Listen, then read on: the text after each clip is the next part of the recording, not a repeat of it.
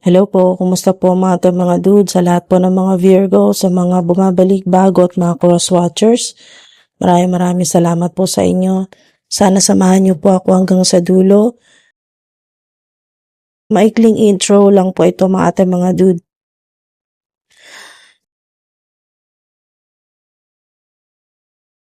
Nine of Swords, Eight of Wands, mga dude.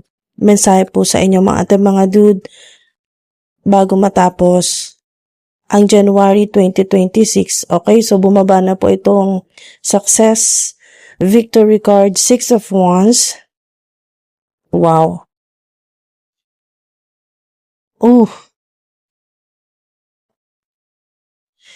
Simula. Bagong simula. Alright. Ace of Wands. Divine Highest White Light. Pahingi po kami ng guidance, ng insights. Dalawa itong bumagsak. Nine of Wands. Nine of Wands, Five of Swords. May matatapos dito na kung ano man po itong kinaka-stress mo. Okay, kung ano man po itong nagbibigay sa inyo ng anxiety, ng stress, ng pagod. Yan po, pagod, puyat, sama ng pakiramdam, sakit lagi ng ulo.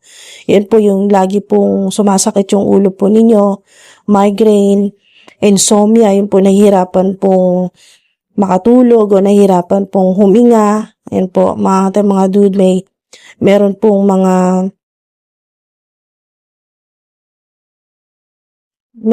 nangyayari sa inyo ngayon na kasalukuyan at sobrang takot na takot ka. Okay, may kinakatakot ka talaga na maaring self-sabotage ito, kaya nauuwi talaga sa anxiety. Yan po, masakit ang ulo, nahihirapan pong huminga or nananaginip ng masama. Yan po, mga dude.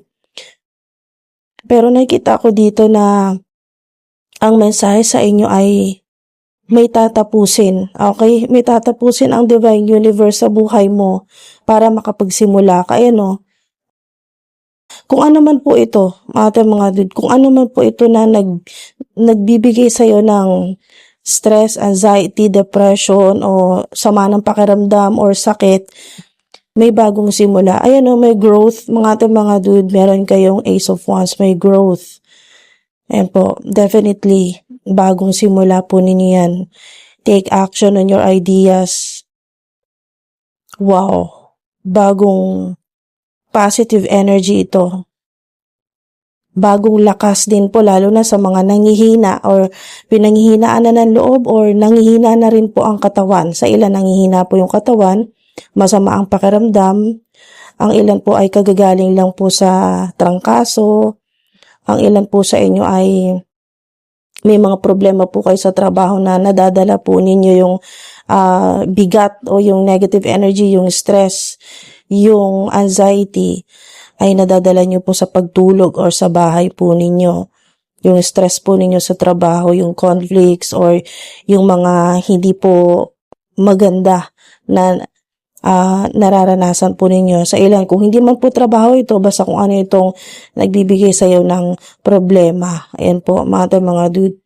May boundaries na dito Ito yung simula na din na talagang mas palalakasin mo yung loob mo at bibigyan ka ng Divine Universe ng bagong lakas, ng bagong inspirasyon. Ang nakikita ko dito ay unshakable force. Pag nag-no ka, wala nang makakapilit sa'yo kahit sino. Pag ayaw mo, wala nang kahit anong makakapilit or kumbinse sa'yo para lang sa ikabubuti nila, pero ikakapahamak mo naman or ikaw yung mahihirapan. Magkakaroon ka na ng boundaries dito po sa Nine of Wands. Tatapusin na po ito pong mga dude na hindi magandang nangyayari sa buhay mo or hindi maganda na ginagawa sa'yo na pagte-take advantage ng mga tao sa paligid mo, family members, katrabaho mo, mga kakilala mo, yung mga nakakasalamuha po ninyo, mga dude. So, ito na yung simula.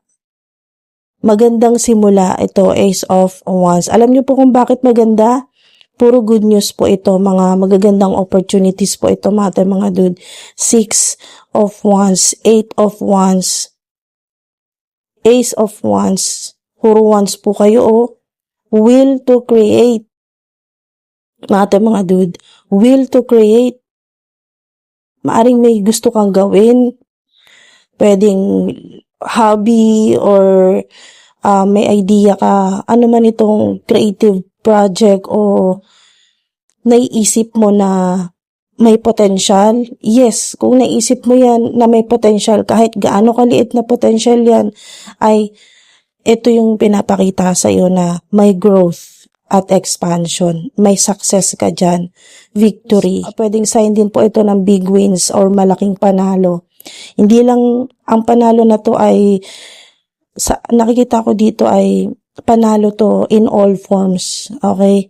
Hindi lang yan sa career mo, sa trabaho mo, sa negosyo, creative projects, online platform. Kasi, kaya ko po nasabing may online platform ang ilan po sa inyo na magiging successful.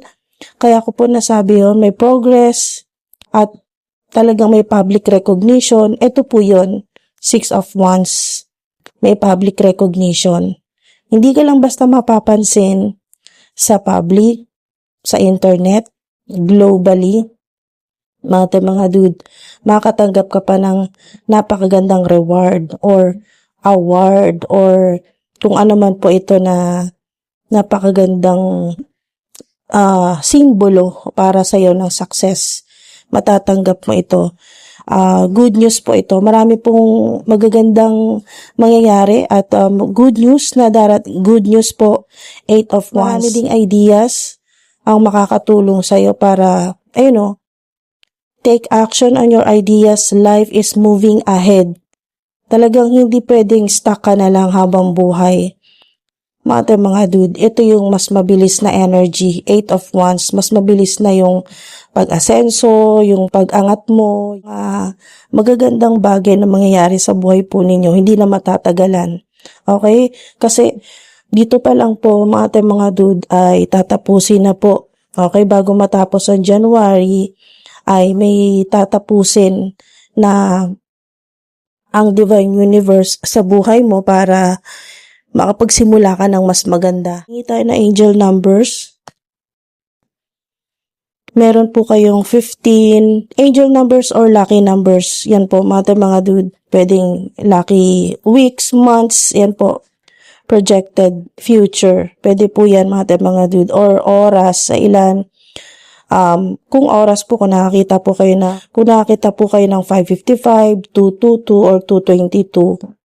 10, yan po.